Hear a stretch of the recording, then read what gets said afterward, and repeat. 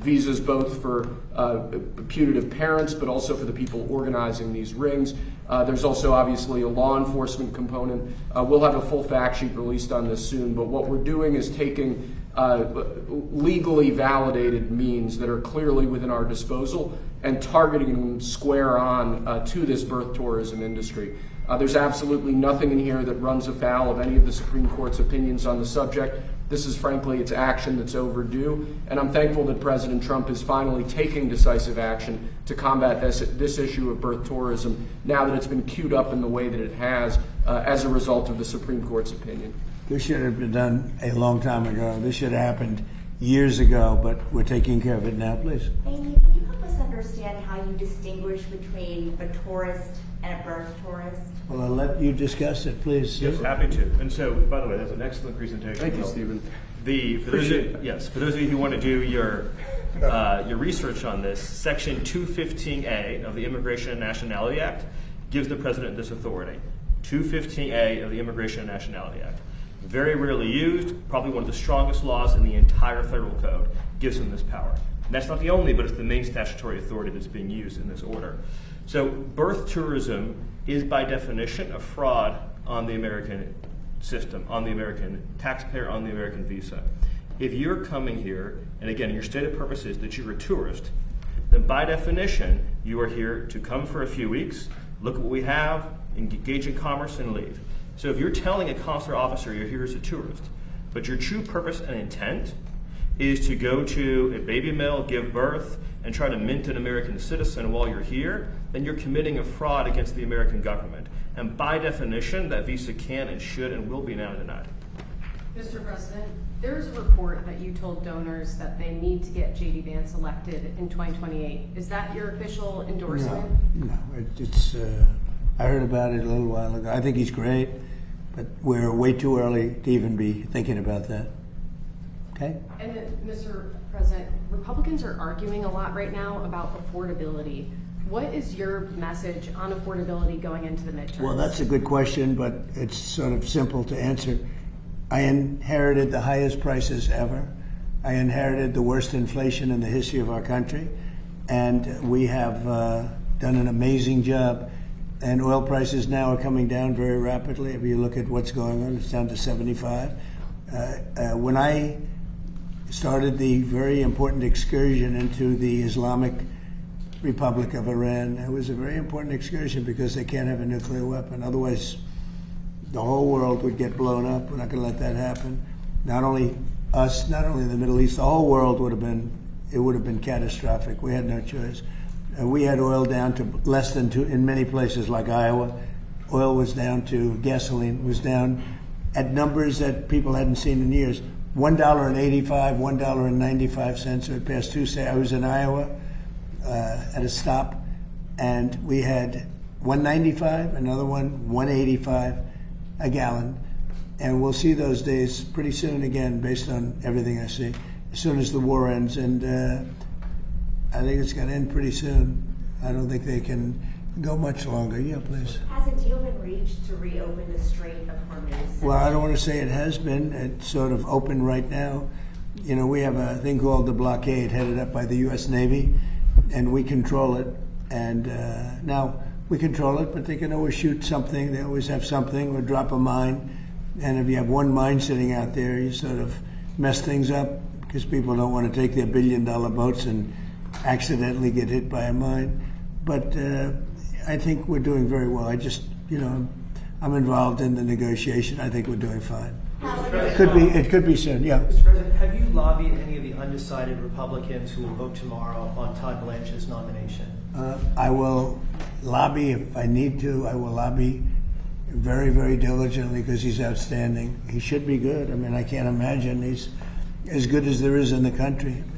People have such unbelievable respect for Todd Blanche, so hopefully that won't be necessary. I spoke to some people, I did, but hopefully it'll all work out very well for the country because you're not going to find better than Todd Blanche. Will you reach out to Senator Murkowski, Senator Cassidy, for instance? Let's see if we need anybody. I'll reach out to whoever I have to, but anybody voting against him would be doing a great disservice to the country, please. Mr. President, the deadline for Representative Max Miller to withdraw from his race is coming up next week.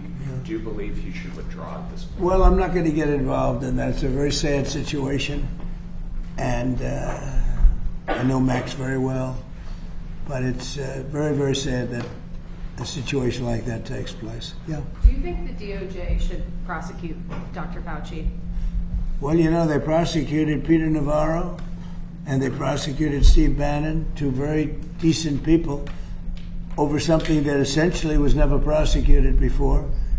And there are sort of telltale signs of similarity. And they went to jail for a number of months over something that I saw one of the analysts said they used to laugh at it in the Justice Department when something like that was referred. But Merrick Garland prosecuted two very decent people and sent them to jail. I wasn't president. I would have given him a pardon in 2 seconds. But I wasn't. It was after I left. They waited till after I left, and then they prosecuted these two people. And they ought to be ashamed of themselves. So when you see that happen, you sort of say maybe he should. What he did is far more serious than a lot of crimes, frankly. But they prosecuted two people when nothing like that has ever taken place before. Mr. President. Mr. President, on munitions, you posted overnight that the U.S. has a massive amount. And That's right. You denied that there were any shortages. There is a supplemental request for $21 billion to restock. So why is that request still there if there's Well, no because we urgency? need more all the time. I mean, we need more. Look, we gave tremendous amount to Ukraine. The Biden people did. And they were given free of charge. No charge. No charge. Billions, hundreds of billions of dollars. And fortunately, I built up so much during my term. I rebuilt the military and also loaded it up with a lot of stuff. And we have certain types of munitions that are very powerful, that we have virtual unlimited supply. We have others where it's a little bit tighter, and we're getting them in on a daily basis. As you know, our defense companies are building more plants right now than at any point in history. They're building plants for the Patriots, for the Tomahawks, for everything. But we have certain types of munitions which are very, they may not be as accurate. They may not be, they're not as elite.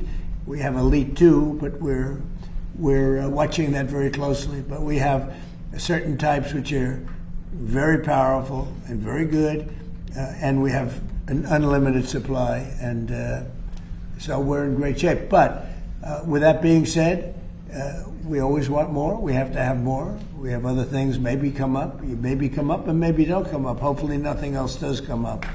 But we're in very good shape. We have literally massive amounts of ammunition. Yeah. Mr. President, on Ukraine, President Zelensky says his country desperately needs long-range missiles or those Patriot missile batteries. Is that something that you're Well, I considering? mean, we want missiles too. When Biden gave him so much, Biden gave $300 billion worth of ammunition. When I left, it was full, and he gave a lot of it away. Now we're rebuilding it, and we're using munitions that are very powerful, very good, but we wouldn't have been using them. We could have used something else. But these are a little bit older type, equally as effective, and it's things that we have so much of. Plus, we have supplies of munitions all over the world that if we ever needed them, we'd take that. We're supplied all over the world, but we're in very, very good shape. Russia seems to have increased their attacks on civilian areas. Yeah, I know. That must be a concern to you, Mr. President. Well, look, we're not involved from the standpoint we're separated by an ocean, but I hate to see 25,000 young people a month get killed, and that's what's happening. Between Russia and Ukraine, they're losing on average 25,000, mostly soldiers, a month. And, we're working on it, and I think we're making progress, but it's a violent, very violent war. There's a lot of hatred in that war, a lot of hatred between the two leaders. I settled 8 wars. I thought this would be maybe one of the easier ones, and it turned out to be the most difficult. But progress is being made. Thank you very much, everybody. Thank you. Thank you very much. Thank you guys. Thank you guys. Keep going. Mr. Epps, thank you. Mr. Jefferson.